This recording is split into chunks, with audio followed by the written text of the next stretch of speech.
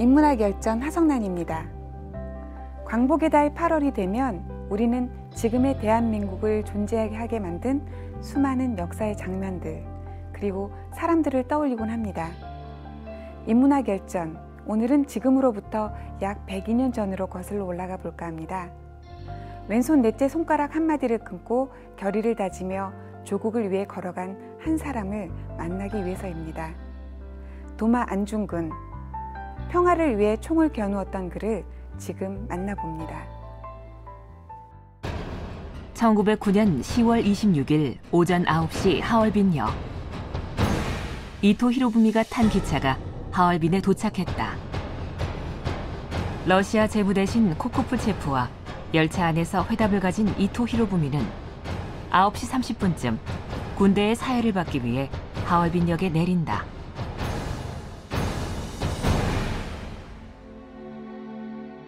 역에 내린 이토를 향해 겨눠진 안중근의 브라우닝제 반자동 권총 총구. 그리고 하얼빈역에 세 발의 총성이 울려 퍼진다.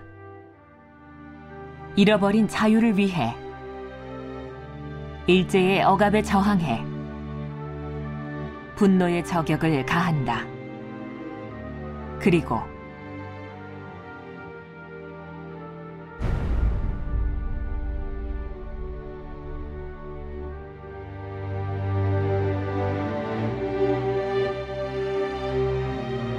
내가 한국 독립을 회복하고 동양 평화를 유지하기 위하여 3년 동안을 해외에서 풍찬 노숙하다가 마침내 그 목적을 달성하지 못하고 이곳에서 죽노니, 우리들 2천만 형제자매는 각각 스스로 분발하여 학문을 힘쓰고 실업을 진흥하며 나의 끼친 뜻을 이어 자유 독립을 회복하면 죽는 여한이 없겠노라. 인간 안중근. 그는 어떻게 흔들림 없이 평화를 위해 총을 겨눌 수 있었을까? 위대한 영웅이면서 동시에 고뇌하는 한 인간이었던 도마 안중근. 오늘 그를 만나본다.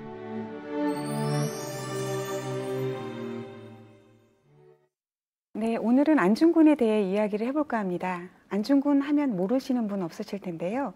오늘은 인간적인 안중근에 초점을 맞춰볼까 합니다. 함께 하실 분 소개해드리겠습니다. 안녕하세요. 네, 서울대학교 교장각 한국학연구원 황재문 교수님 모셨습니다. 교수님 반갑습니다. 네, 반갑습니다. 네.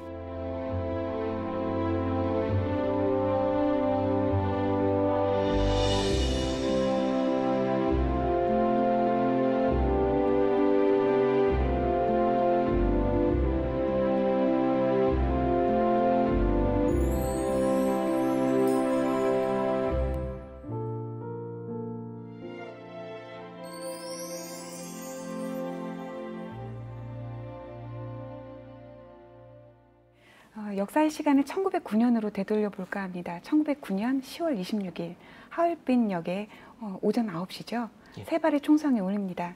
바로 이토 히로부미의 사살일이죠. 이 사건을 두고 일각에서는 단순한 저격 사건이 아니라 제국주의 침략에 맞선 아시아의 민족주의 운동의 신호탄이다, 이렇게 보는 경우가 있습니다. 어떠십니까?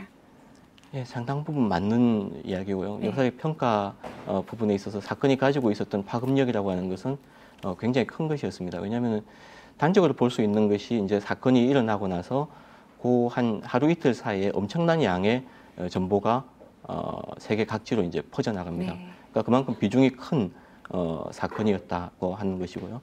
그다음 사건이 난 이후에 직후부터 특히 중국을 중심으로 해서 이제 일본에 가 있는 중국 유학생들이라든가 중국 자체 내에서도 안중근이라고 하는 인물에 대한 어떤 그 대략적인 내용이 알려지면서 연극이 만들어집니다. 당시에 연극이라고 하는 것은 어떤 사회적인 그 운동의 굉장히 중요한 매개체로서의 역할을 하게 되는데, 이 안중근이라고 하는 인물이 가지고 있는 상징성을 굉장히 높이 평가를 했고, 그것은 이제 일본을 비롯해서 어떤 제국주의적인 침략에 대해서 저항한, 그리고 저항이 성공한 사례로서 굉장히 이제 그 높이 평가가 됐다고 볼 수가 있는 거죠. 그래서 그런 관점에서 본다면은 이 사건 자체가 가지고 있는 요즘 좀 쉽게 생각한다면 자신감을 북돋아줬다고 아마 한다면 아마 가장 정확할 겁니다. 네. 이토 히로부미라는 사람이 죽음으로 해서 어떤 큰 타격을 입었다기보다 일본 쪽에서 중국이라든가 한국이라든가 이런 각지에 있는 그 이제 압박을 받는 위험에 처하게 될 사람들이 이제 자신감을 갖게 되는 거죠. 아, 우리도 할 수 있구나. 뭔가 우리의 목소리를 낼 수가 있구나 하는 것이 일단 1차적으로는 가장 큰 그런 부분이고요. 또 많지는 않지만은 일본 내에서도 일종의 경계 내지는 자성의 목소리 같은 것들이 조금은 있었던 것 같습니다. 특히나 이제 사실 안중근도 그런데요. 일본이라고 하는 것이 전체적으로 다 제국주의 한 길로 이렇게 나간 것은 아니고 지식인이라든가 이런 사람들이 이제 또 가지고 있던 각각 다른 생각들이 있었는데 이런 것들을 각성하고 또 거기에 대해서 큰 충격을 줄 수 있는 네. 그런 부분들이 있었고요. 그래서 그런 것들이 많지는 않지만 일본 문학에서도 흔적으로 이제 나타나는 그런 사례들이 있습니다. 네. 그렇다면 안중근이 언제부터 독립운동을 시작하게 된 것인가요? 그 과정에서 우여곡절도 많았고 해프닝도 많았던 걸로 알고 있는데요. 이제 독립운동이라고 하는 것을 만약에 무장항쟁 네. 뭐 이런 관점에서 본다면은 본격적으로 이제 의병 활동을 하게 된 1907년 이후에 그 외국으로 망명한 이후의 일이라고 볼 수가 있을 거고요. 근데 사실은 그 이전부터 여러 가지 단계를 밟았다고 보는 것이 맞을 겁니다. 원래 천주교인이었기 때문에 르각 신부라고 해서 신부를 이제 만나게 됩니다. 그래서 이분이 이제 충고를 하게 되죠. 어떤 무장에 해당되는 무장 항쟁에 해당되는 그런 것보다는 요즘식으로 얘기한다면 일종의 계몽운동, 네. 교육에 힘쓰고 단체를 뭐 조직을 하고 실업을 육성하고 이런 등등의 일들을 먼저 하는 것이 좋겠다. 그 말이 이제 받아들고 돌아오죠. 그래서 돌아와서 이제 그 아버지 안태훈이 이제 세상을 떠나고요. 직후에 여러 가지 활동들을 하게 됩니다. 요즘식으로 생각하면 계몽운동, 오히려 우리가 국사 교과서에서 배우는 활동들을 그야말로 풀세트로 하게 되는데 학교를 세우고 어려워진 학교를 이제 인수해가지고 자기 어떤 교육 과정에 집어넣기도 하고요. 그 다음에 여러 가지 사회단체에 가입을 하기도 하고 국제보상운동에 참여를 하기도 하고 이런 등등의 활동을 하게 됩니다. 또 한 가지 특이할 만한 부분은 실업이 중요하다고 했기 때문에 직접 어떤 석탄과 관련된 사업을 하려고 하기도 하고 네. 물론 그것이 이제 성공하지는 못합니다만은 네. 그렇게 해서 일종의 계몽 운동의 바탕을 둔 어떤 독립운동 이런 것들을 하고자 노력을 합니다. 근데 그게 이제 드디어 더 이상 이제 힘들어진다고 판단하게 된 것이 아마도 1907년 그 무렵인 것 같습니다. 이제 여러 가지 것들을 정리하는 흔적들이 나타나고요. 국내에서의 활동들을 정리를 하면서 이제 몇 사람과 뜻을 같이 했다. 어떤 자료에는 그렇고 또 어떤 자료에서는 그게 아니고 혼자 같다고 얘기를 하기도 하는데 간도를 거쳐서 블라디보스톡으로 가게 됩니다. 거기서부터 이제 뭐 본격적으로 의병 활동에 네. 나서게 되니까요. 네. 무장 그쪽으로 이제 넘어가게 되는 거죠. 의병 활동 중에 또 잡은 일본군을 놓아주는 그런 해프닝도 있었죠. 예. 네. 굉장히 유명한 사건이긴 합니다만은 안중근 개인의 일생에서는 굉장히 중요한 사건입니다. 왜냐하면은 그 의병 활동이라고 하는 것이 이제 그 블라디보스톡 쪽에서부터 해서 한반도 북쪽으로 오늘날 함경도 쪽으로 이제 무장해서 이제 넘어오는 그런 전쟁을 이제 펼치게 되는데요. 초기에 큰 성과, 전과를 거두게 됩니다. 그 과정에서 그 일본군을 생포를 하게 되는데 생포한 일본군에 대해서 사실은 다른 사람들 그러니까 같이 의병 활동을 했던 다른 사람들 같은 경우에 어떤 사람은 복수를 해야 된다. 그러니까 많은 우리 의병들이 일본군에 의해서 죽임을 당했으니까 우리도 복수를 해야 된다. 또 현실적인 입장에서는 저들을 포로로 데리고 다니기 굉장히 힘들다. 왜냐하면은 의병이라고 하는 것이 정규군이라고 하기는 어렵기 때문에 포로를 끌고 다닌다거나 어떤 포로 수용소를 만든다거나 이게 되지 않으니까 현실적으로 어렵다. 근데 안중근은 국제적으로 어떤 교전에는 정해진 법이 있다. 그 법을 그대로 지키는 것이 굉장히 중요하다고 생각을 했습니다. 실제로 안중근과 관련된 일화에서 법과 관련된, 특히나 만국공법과 관련된 일화들이 굉장히 많이 나오는데, 대표적으로 스스로 이제 우리가 일본과 전쟁을 하는 입장에서는 포로는 포로로 대우를 해줘야 된다고 하는 그 내용을 이야기를 하게 됩니다. 당시에 같이 갔던 의병들 입장에서는 굉장히 이상주의적인 좀 몽상과 비슷한 이런 느낌도 아마 받았을 겁니다. 그렇지만은 이제 이들을 이제 풀어주게 됩니다. 풀어주면서 뭐 여러 가지 이제 다짐을 받고, 또 심지어는 무기를 직접 지어주면서, 왜냐하면 무기를 잃어버린 상태에서 풀려나게 되면은 이제 얘들 곤란해질 테니까 가서 너희들 일본을 위해서, 일본이 제대로 된 나라가 되게 하기 위해서 열심히 일하라. 그리고 나는 어떤 그 만국공법에 따라서 포로로서 너희들을 대우하고 풀어준다고 해서 풀어주게 됩니다. 이게 자체로는, 그 당시에 자체로는 이제 평가하는 사람에 따라서는 당시에 의병 활동이 실패한 이유 가운데 하나를 들기도 합니다. 왜냐하면은 풀려난 이들에 의해서 노출이 되죠. 네. 의병들이 어디에 있고 어떻게 활동을 하고 하는 다 노출이 되니까 그 자체로 이제 크게 문제가 됐을 것이다. 그다음 또 하나는 내분이 나름대로 일어나게 됩니다. 안에서 이제 계속 어떻게 한반도 내로 들어갈 건가, 혹은 더 위험해진 것은 아닌가, 이런 여러 가지 분란이 될 수 있는 부분들이 나타나게 되고요. 근데 안중근 개인으로서는 원칙을 지킨 거죠. 큰 원칙. 그러니까 우리가 개인으로서 어떤 일본인에 대한 어떤 복수를 하는 것이 아니라 세상이 조화롭게 돌아갈 수 있는 만국공법에 따라서 움직일 수 있는 그런 일, 그리고 그런 그 역할을 우리가 해야 된다고 하는 것을 내세우게 되는데요.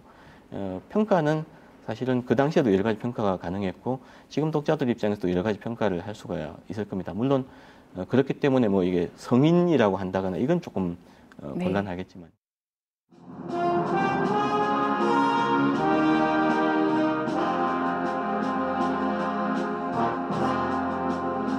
자국의 태양 광활한 대지, 우린 어디에 있나. 잊혀야 하나, 잊을 수 있나. 꿈에 그리던 고향, 창부가 세상에 태어나 큰 뜻을 품었으니, 죽어도 그 뜻 잊지 말자. 하늘에 대고 맹세해본다. 두려운 앞날 용기를 내어 우리 걸어가리라. 눈물을 삼켜 한숨을 지워 다시 걸어가리라. 어머니, 어머니, 속을 비우시던 모습, 날이 새면 만나질까. 멀고 먼 고향 너무 그리워. 기적 소리가 우리의 심장 고동치게 하리니, 꿈을 향한 그리운 마을, 눈시울이 뜨겁다. 창부가 세상에 태어나 큰 뜻을 품었으니,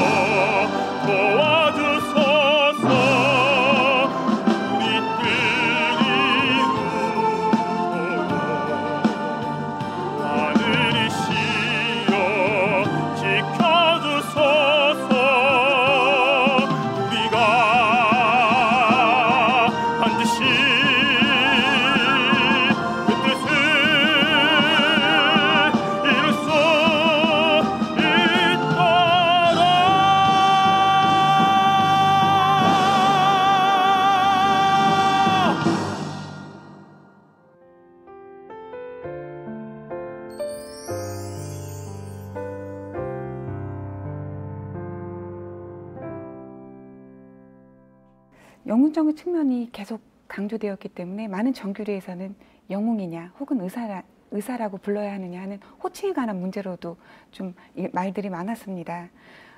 교수님께서도 책에 밝히셨듯이 안중근 평전을 쓰시게 된 계기는 바로 이 안흥칠 역사로부터 비롯이 되었죠. 리순 감옥에 수감되었을 때 자신의 이야기를 써갔습니다. 어떤가요?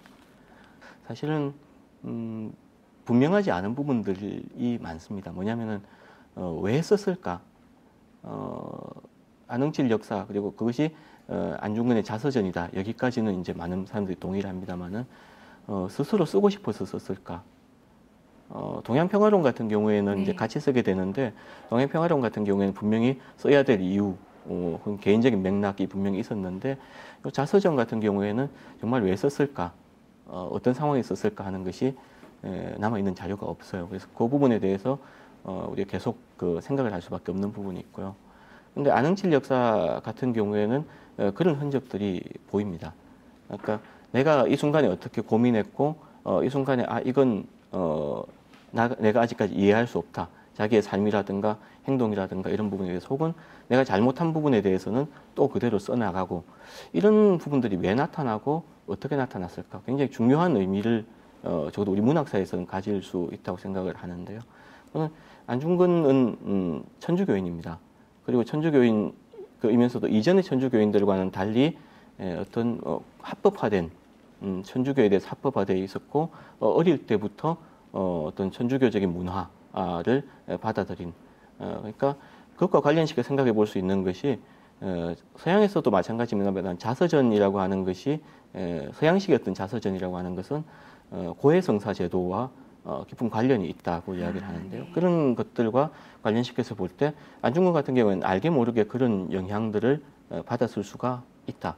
그리고 그런 흔적들이 어느 정도 드러나는 것 같다. 사실은 거기서 주목을 해서 본다면은 그 안흥칠 역사라고 하는 것이 나름대로 가지고 있는 문학적인 맥락 이런 부분들이 있는 것 같고요. 물론 그거는 완전히 어떤 서구적인 혹은 천주교의 어떤 고해성사와 직접적으로 연관된다 이렇게 하기는 어려운 것이 내용상으로는 우리의 전통적인 사람의 그 일생에 대해서 서술을 하는 이런 전과 유사한 형식을 취합니다. 근데 부분적으로 이제 그런 흔적들이 나타나고 있는 거죠. 그러니까 문학사적으로 굉장히 과도기적인 이런 부분이고요. 또 하나는 엄격하게 얘기하면 원본은 아직까지 발견이 안 됐습니다. 네. 이게 하나의 문제일 수도 있고요.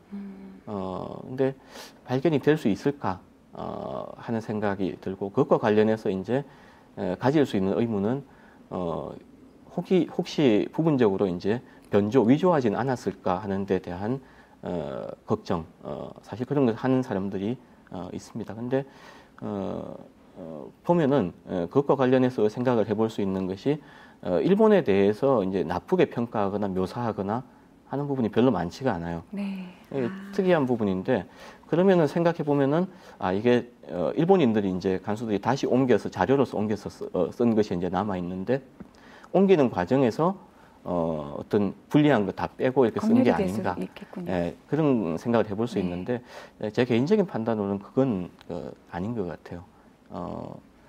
조금 이제 민감할 수 있는 부분들에 대해서도 그대로 쓰고 있고요. 또 법정에서 이제 제지하는 일본 쪽에서는 단순히 일본 자체에 대한 어떤 비난이라든가 이런 것보다는 천황에 대한 문제라든가 이런 부분들은 좀 더 큰 문제, 다른 문제일 텐데 그런 부분들도 거의 그대로 드러나고 하기 때문에 자체로 내용상의 변개가 어떤 위조라든가 왜곡이라든가 이런 것이 있었다고 보기는 좀 어렵고요. 다만 글자 오자 쉽게 말하면 그런 부분은 보입니다. 사실은 그런 부분들이 있기 때문에 번역본 상에서는 사실 잘 안 보이지만은 원본을 볼 때는 오자 같은 것도 분명히 아직 있고 그래서 불완전한 부분이지만은 큰 내용상으로는 우리가 전체적으로 큰 오류 없이 볼 수 있는 그런 정도라고 할 수가 있습니다. 네, 안중근의 아우는 방금 말씀하신 것처럼 안흥칠입니다.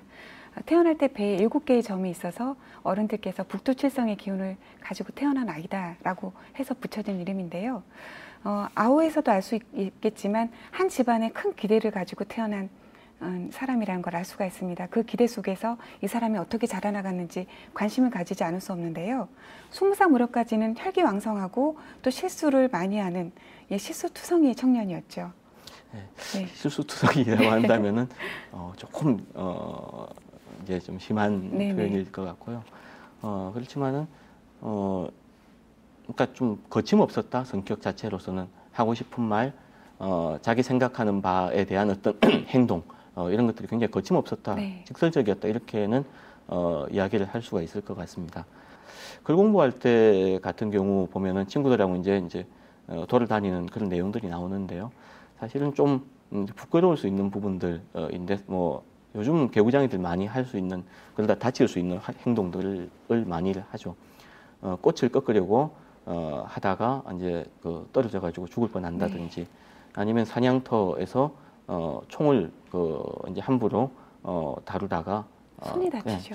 손 다치는 그런 사건이라든지 혹은 조금 더 이제 커서의 일이겠지만은 그 기생 집에 가서 이제 거칠게 욕을 하는 생각을 할 수는 있는데 그걸 밖으로 드러내지는 못하는 부분인데요. 예를 들면은 니들이 그렇게 살면 안 된다. 뭐 그만큼 요즘 지금 육체 건강하고 그 부모님도 다 계시고 뭐 이러이러한데 그 옳은 일을 해야지 기생이 되어서 쓰겠느냐 이렇게 기생집에 가서 욕을 하고 따라다니면서 직설적인 이야기를 하고 하니까 다들 싫어했겠죠. 그래서 별명도 있었죠. 번개입 뭐 이런 네. 별명을 붙였는데 아마도 당하는 사람 입장에서는 굉장히 괴로웠을 것 같아요. 직설적이고 강하고 이런 성격이었는데 다른 말을 감추지 않는 그런 인물이었던 것 같습니다. 안중근이 자신의 아버지와 함께 동학의 동학도들을 첫 부스러 들어갑니다. 거기에서도 안중근의 조금은 무모하고 과감한 성격을 알 수가 있습니다. 단지 7명만 데리고 수만 명의 동학군을 상대하러 가는데요. 네. 예, 그 수만이라고 하는 숫자가 사실은 정확한가 하는 거는 좀 네. 의문스러운 부분이 있습니다만은 지금 보면 굉장히 무모한 아무리 뭐 야습이고 뭐 이렇다고 하더라도 몇 명 총을 잘 쏘는 정예의 몇 명만 있으면은 동학군 아무리 많은 그 군대들도 물리칠 수 있다. 이렇게 생각을 하고 또 실제로 그게 성공을 하게 되죠. 이제 안태훈을 비롯한 이제 황해도 쪽의 어떤 반동학 세력들, 반동학 이제 거기서는 의병이라고 얘기를 했습니다만 의병들이 어떤 그 작전을 성공을 하게 되는데 나중에 거기에 대해서 안중근 스스로도 큰일 날 뻔했다. 뒤에 돌이켜서 생각을 해보니까 굉장히 위험한 그런 작전이었다. 근데 그 당시에는 그게 한번 결정하면은 그대로 밀어붙이는 굉장히 어린 소년이었기 때문에 아무리 사격술이 뛰어나고 하다고 하더라도 위험한 일이었던 것은 분명한 거죠. 안중근은 실수를 통해서 성공을 이뤘던 인물입니다. 이 책을 통해서 인간적인 안중근, 또 영웅적인 안중근의 모습을 그 누구보다도 가까이 다 보셨을 텐데요. 그렇다면 교수님께서 생각하시는 인간 안중근은 어떤 모습입니까? 결론을 사실은 명확하게 내릴 수 있으면 제가 마지막 네. 마지막 부분에 가서 내가 생각하는 안중근은 이런 사람이다 이렇게 썼을 것인데 사실 그렇게 명확하게 판단할 수 있는 혹은 명언에서 확실하게 쓰는 것이 좋은가 하는 것은 좀 생각을 해보니까 일단 자료만 제시한 상태에서는 그까지 나가는 것은 조금 더 위험하고 내가 조금 더 생각은 해봐야겠다 하는 생각을 했어요. 그러나 한 가지 이야기를 만약에 할 수 있다면은 굉장히 자기 생각 스스로 무엇인가를 생각하고 자주적으로 결정하고 하는 그런 인물이었다 하는 판단이 듭니다.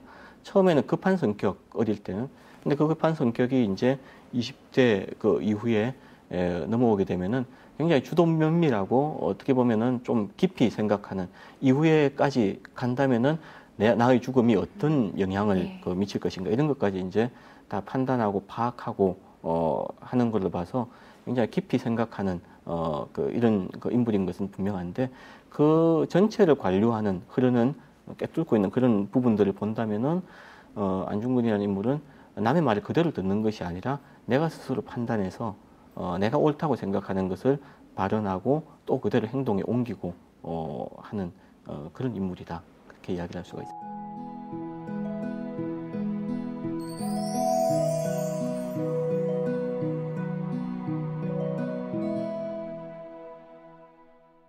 그렇게 만난 천주교가 안중근의 삶에 있어서는 빠뜨릴 수 없는 핵심어가 됩니다.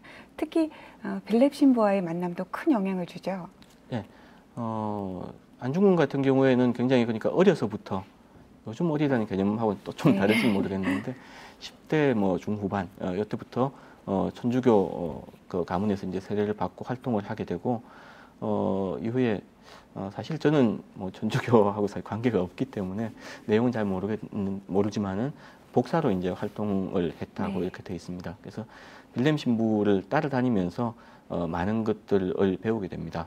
어떤 천주교가 갖고 있는 내면적인 가치를 배우는 것은 물론이고요. 그 이외에도 외국어를 배운다든가 외국의 정세에 대해서 배운다든가 이런 역할을 하게 되고 뭐 그런 어떤 이득을 나름대로 얻게 되고 이후에 이 그 빌렘 신부 이외에 미텔 주교와도 이제 연관이 되는 문제가 생기게 됩니다. 근데 그 부분에서 보면은 안중근이 천주교에 대해서 가지고 있는 어떤 이중적이랄까요, 이런 부분들이 발견이 되는데 뭐냐면은 자기한테 이제 얻을 수 있는 천주교를 통해서 많은 지식을 얻었다. 그래서 이런 것들을 더 많은 사람들이 얻을 수 있도록 대학 설립을 청원을 하게 됩니다. 그게 유명한 그 천주교 대학 그 설립 운동 뭐 좀 그런 정도로 아마 얘기를 할 수 있을 것인데 미텔 주교를 그 찾아가서 빌렘 신부의 어떤 허락하에 아마 진행이 된 것으로 알고 있는데 찾아가서 대학을 그 세워달라. 그리고 거기에서 조선의 어떤 그 젊은 인재들이 많은 것을 배울 수 있도록 뛰어난 외국의 어떤 학자들을 불러달라고 요청을 하게 되는데 받아들이지가 않습니다. 크게 봐서는 그 당시에 정치와 종교는 분리한다. 정교 분리의 원칙이라고 하는 것이 굉장히 큰 원칙이기 때문이기도 했고 또 그 이제 천주교회 자체의 입장에서는 큰 정책에서는 어떤 조선의 백성들의 교양 수준, 학술 수준이 높아지는 것을 그렇게 바람직하게 여기지는 않았다고 이제 이해를 할 수가 있는데 그건 물론 내부적인 맥락은 굉장히 다양하게 있을 겁니다. 근데 적어도 안중근 개인의 입장에서는 그때 굉장히 화를 냅니다. 돌아와서 화를 내면서 종교는 천주교라고 하는 종교 혹은 거기에서 가르치는 교리는 참으로 옳은 것이지만은 그 사람들까지 믿을 수 있는 것은 아니구나. 외국인들에 대해서는 분리해서 생각을 하게 됩니다. 그렇죠? 네. 안중근은 당대를 인종 경쟁 시대로 인식을 했습니다. 아무래도 청일전쟁과 러일전쟁에서 승리한 일본이 조선인을 억압하고 착취했기 때문이라고 생각이 됩니다. 그런데 그 시대를 인종 경쟁의 시대라고 인식하는 것은 조금은 좀 위험한 생각이 아닌가라는 생각이 드는데요. 네. 인종 경쟁의 시대라고 하는 것은 사실은 안중근 같은 경우에는 이제 여러 가지 글에 직접적으로 그 인종 경쟁에 대한 이야기들이 나오니까 하나의 전형적인 사례로 이제 많이 언급이 됩니다만은 당시에 일반적인 그 어떤 큰 지적인 흐름을 이제 한번 고려를 해볼 필요가 있습니다.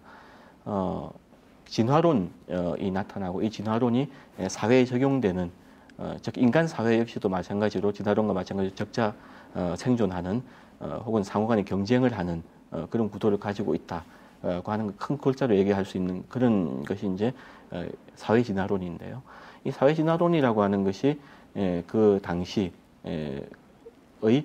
동아시아뿐만 아니라 유럽에서부터 이제 밀려 들어온 굉장히 중요한 사조였고요. 거기에 바탕을 두고 있었던 것이 당시 일반적인 어떤 그 흐름이었다고 이야기를 해야 될 겁니다. 그러니까 안중근 개인이 특별히 인종 경쟁으로 이렇게 모든 것을 몰아가는 것은 아니고 많은 사람들이 거기에 공감하거나 혹은 그것을 일종의 어떤 일상 언어로 사용을 하고 있었다고 아마 이렇게 보는 것이 그 경우에는 타당할 겁니다.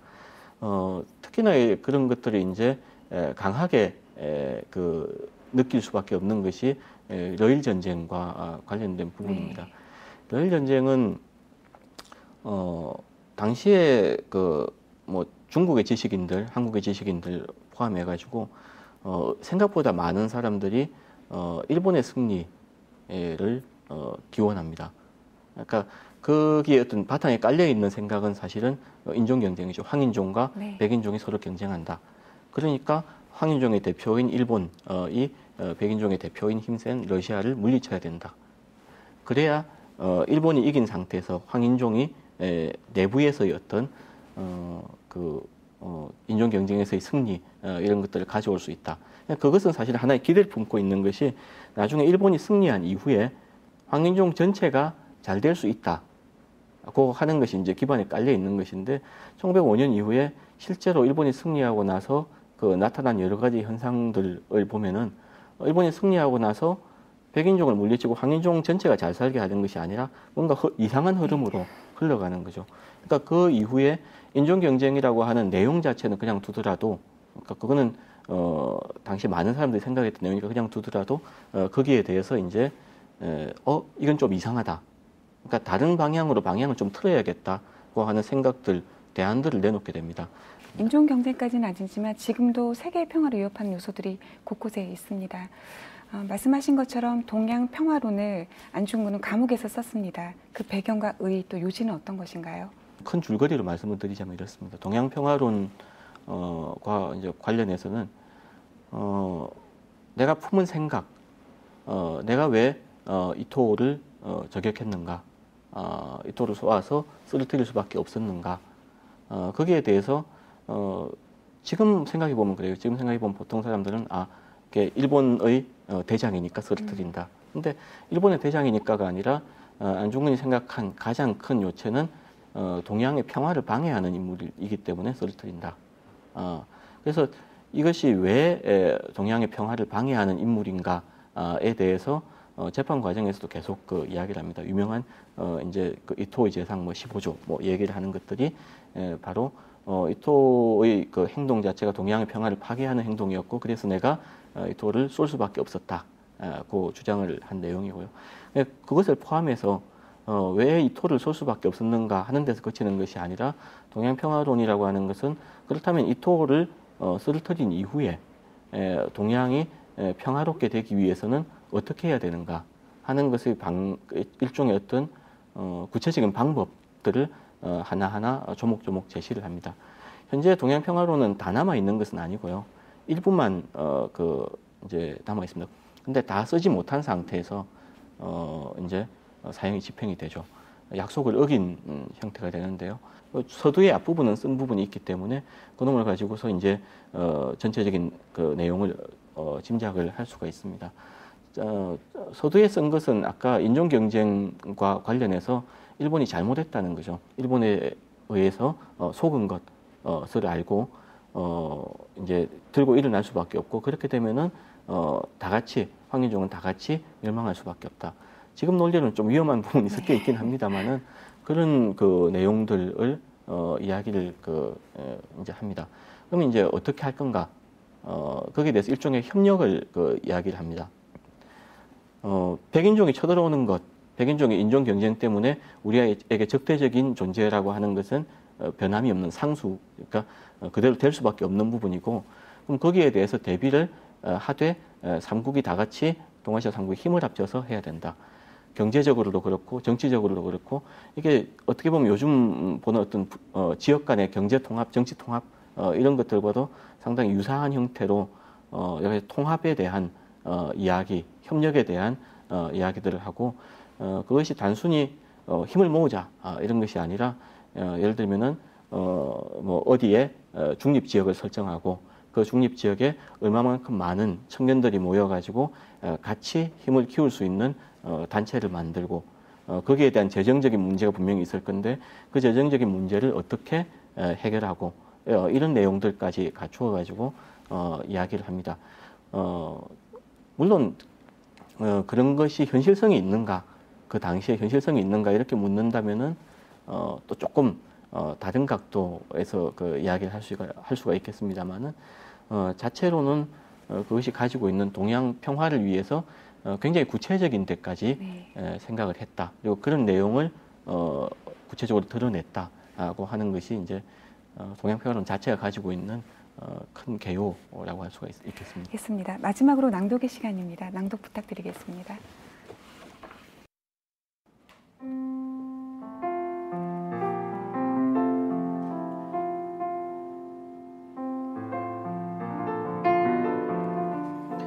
안중근의 동양평화론은 오늘날에도 큰 의의를 가질 수 있다. 오늘날에도 세계의 평화를 위협하는 정책이나 사건이 완전히 사라진 것은 아니기 때문이다. 사실 안중근은 가르침이나 이론을 그대로 실천하려고 하지는 않았다. 천주교인이면서도 신부의 지시를 따르지만은 않은 일, 의병전쟁에서 포로를 석방하면서 만국공법의 실현을 꿈꾼 일 등은 그런 대표적인 사례일 것이다.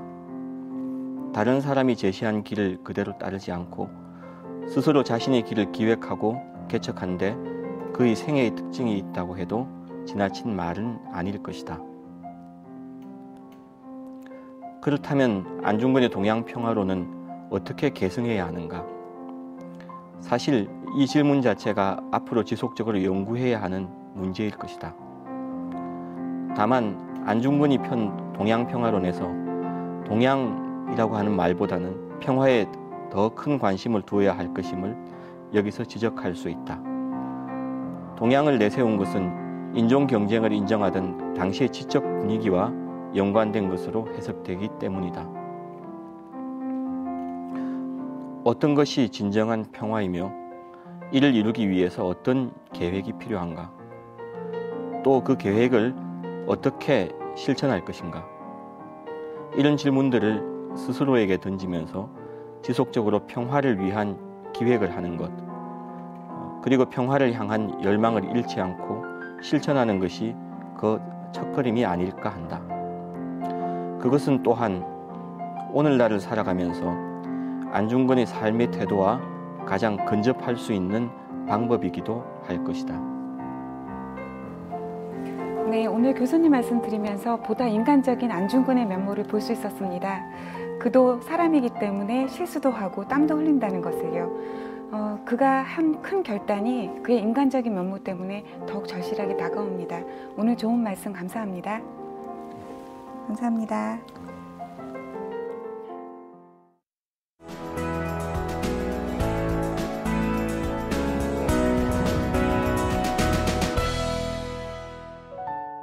광복의 달 8월, 우리 가슴속에 떠오르는 사람들 바로 만해 한용운과 윤동주 시인입니다.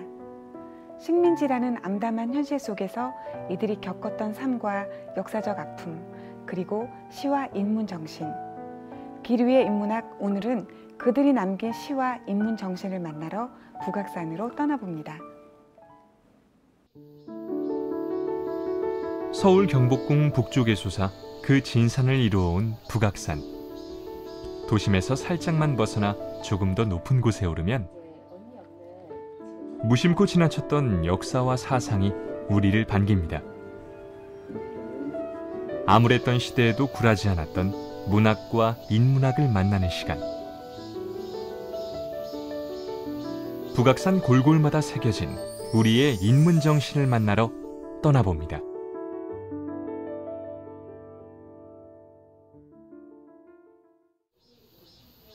첫 번째로 들를 장소는 서울 동국대학교. 여름날 교정에선 어떤 인문학이 우리를 맞이할까요?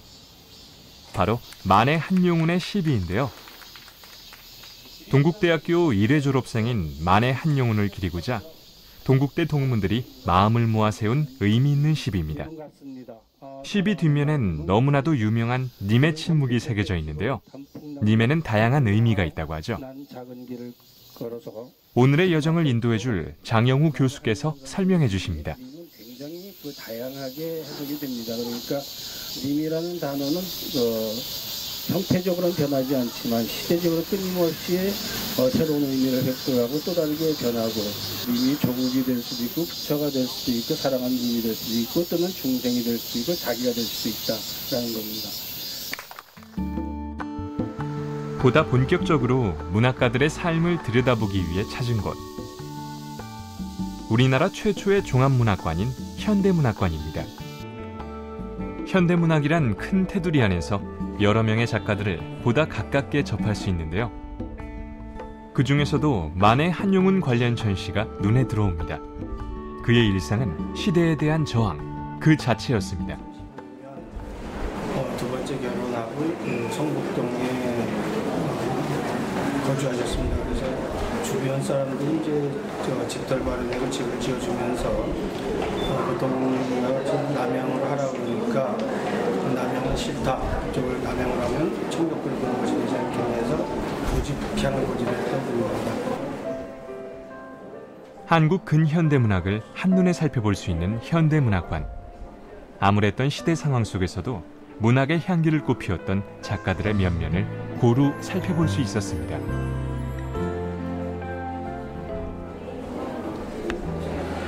머리로만 만나던 많은 분들을 마음으로 만나는 듯한 기분이 또 참 좋기도 하고 필체도 확인하고 그러니까 조금 더 친근한 그분들의 어떤 시 세계나 고뇌가 조금 더 마음에 다가오는 것도 하고 참 좋은 시간을 보내고 있습니다.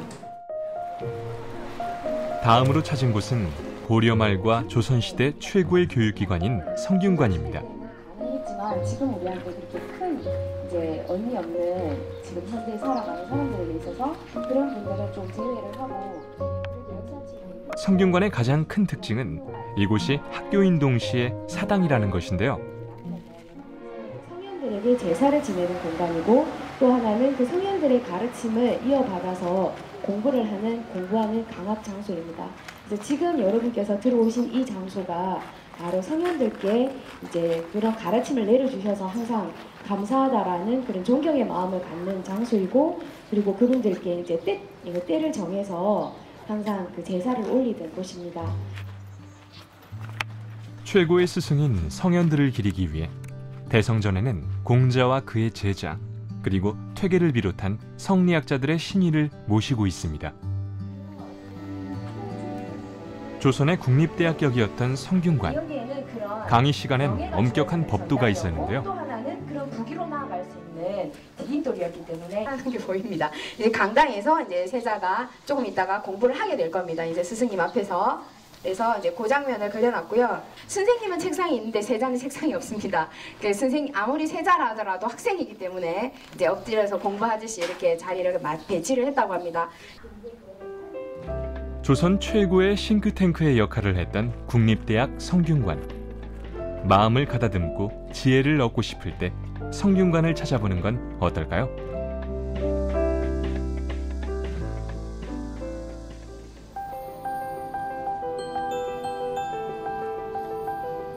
다음으로 찾은 곳은 이태준 가옥, 수연산방이라 불리는 집입니다.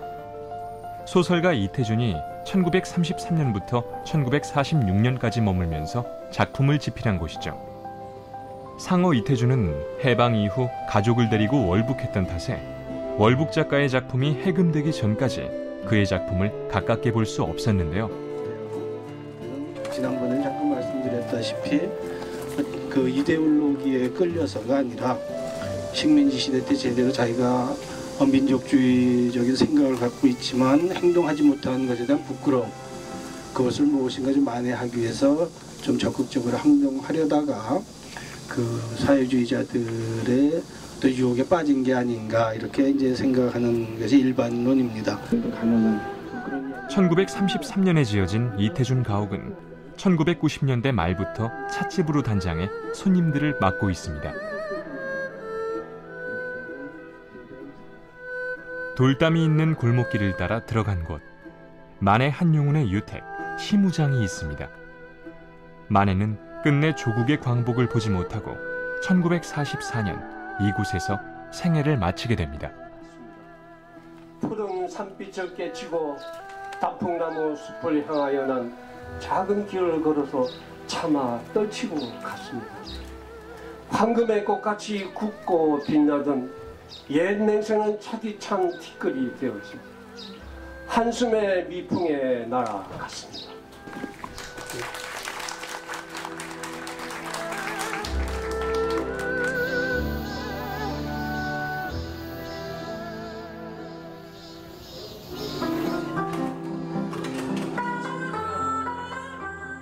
다양한 표준곡과 대중적 음악을 접목한 연주를 선보이는 국악 연주단체 청이 함께했습니다.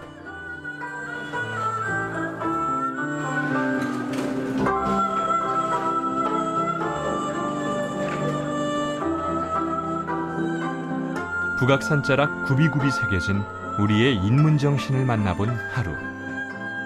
오늘 탐방객들은 무엇을 마음에 담고 돌아가게 될까요?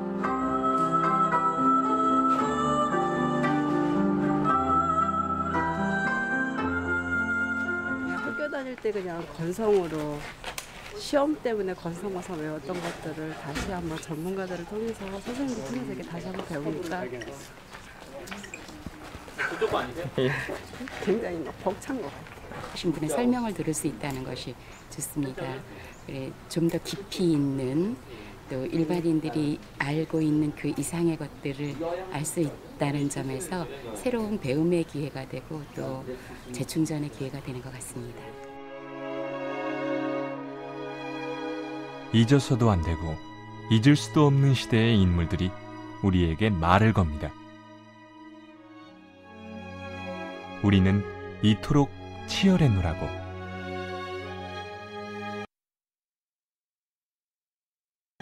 북악산 골골마다 남아있는 우리의 인문정신을 가슴속에 아로새긴 하루였습니다. 길이의 인문학 화이팅!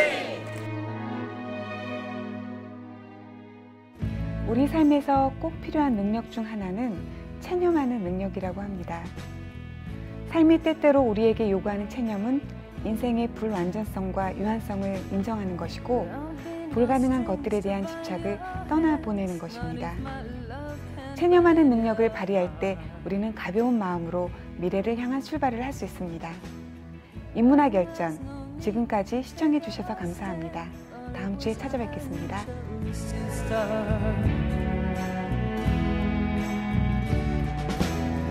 I see no reason to take me home. I am old enough to face the dawn.